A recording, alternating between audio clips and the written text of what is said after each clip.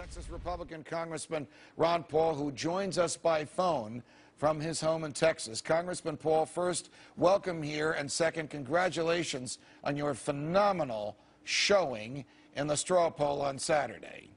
Thank you very much, Judge. It was an exciting week, and it sure inspired a lot of the supporters. They're ready and raring to go, so it's given us a real boost. And like you mentioned, I think it's a strong vote for limited government and small government in a special way, in a constitutional way, in an American tradition way, and it sort of challenges, this whole concept of liberty, that liberty comes in pieces. You can have a little economic liberty here, and you can have a little personal liberty there, and then you have a flip-flop and type of foreign policy. I always say that freedom comes in a package. I hope that we have package as well, because for me it's a clear-cut message that we're delivering. Congresswoman Bachmann, of course, has enjoyed her victory, slim though it was over you, and will claim that she is the anti-establishment candidate, that she represents the virtues of the Tea Party, that she represents the return to small government.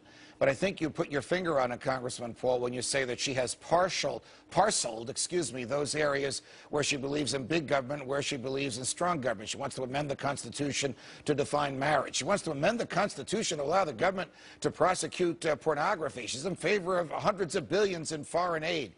You are in favor of personal freedom and small government all across the board with no exceptions, and I suspect that that message is finally resonating. Yeah, there's no doubt about it. Now, I give Michelle credit for coming across with an image which is somewhat similar and appealing to, Tea Party people, because obviously a lot of Tea Party people voted for her. But her message is quite different, obviously. But if you give her the credit for portraying her message similar to ours, isn't it amazing the number of votes that came in for the first and second place? What does that say about the establishment candidates? But our job is to distinguish ourselves, from the others, and I do put them into one package. I think they all the other Republicans represent the status quo because they do support the foreign policies that both Republicans and Democrats have supported. Monetary policy, the same. Right. Personal liberties and the Patriot Act, they all fall in the same category. It is interesting, though, if you do add your votes to Congresswoman Bachmann's, it is, if you believe she's anti-establishment, and as you say on some issues she genuinely is, some other issues it's debatable, it is the anti-establishment taking on the establishment, because more than half the votes went to the two of you. I do want to ask you about defense. There was an interesting repartee during the debate the other night between the questioner and you, and then former Pennsylvania Senator Rick Santorum, over whether or not Iran should be allowed to develop a nuclear weapon. Basically, as I heard it, Senator Santorum said he'd bomb the bomb, and you said you'd let them build the bomb. Can you explain the difference between the two of you, or can you explain your view on that, Congressman Paul? Yeah, but the one thing I want to make clear is when you are a little bit more cautious about bombing foreign countries, doesn't mean that you like and enjoy and endorse what they do. It's sort of like when you endorse the First Amendment, you don't endorse what everybody says with the use of First Amendment.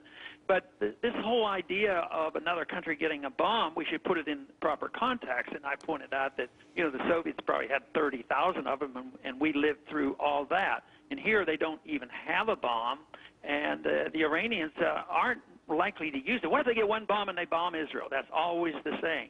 But, they have to depend on imported gasoline. So how could the company, they have their problems in Iran, but they're not suicidal. They're not completely stupid.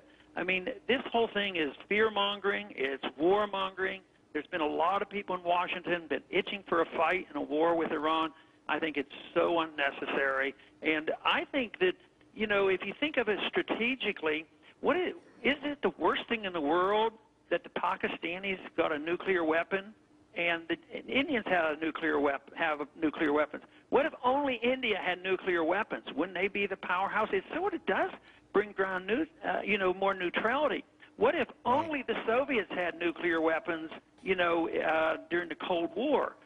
So there is a sort of balance, but this in no way means that I think that's a good idea to have more nuclear weapons. If I had any opportunity and was reasonable, I'd reduce the number of these nuclear bombs. We don't need them all. 40 years ago today, President Richard Nixon committed one of the greatest assaults on the free market that he ever did when he separated the dollar from gold. Steve Forbes is coming on right after you, and I think he's going to predict that we will one day, the dollar will be back attached to gold. Do you agree with that?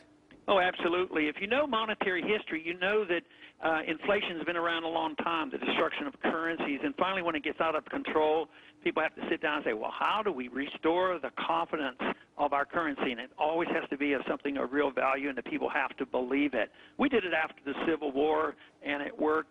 But, you know, it's ironic. Nixon closed the gold when he didn't want our gold going overseas. And just think of where the gold's gone in the world in the last 40 years. It really virtually has left the West and has gone east. The Indians have it. The Japanese have it. The Chinese have it. They're owning the gold now. So he never really closed the gold window. He just shifted it. Right. And he said he was protecting the dollar by going off the gold standard. And can you look at any statistic to defend that position, that he has protected our dollar and jobs? He was doing this to save jobs, ironically, and look at the mess we've had after 40 years. And it's coming to an end. That's what this campaign is all about, that we're in the midst of this shifting away from the dollar reserve standard, which was established in 1971, and it will end. It's just a matter of time and just how it will come about. Congressman Paul, it's always a pleasure. Sorry for the satellite problem, but thanks very much for joining us. Thank you, Judge.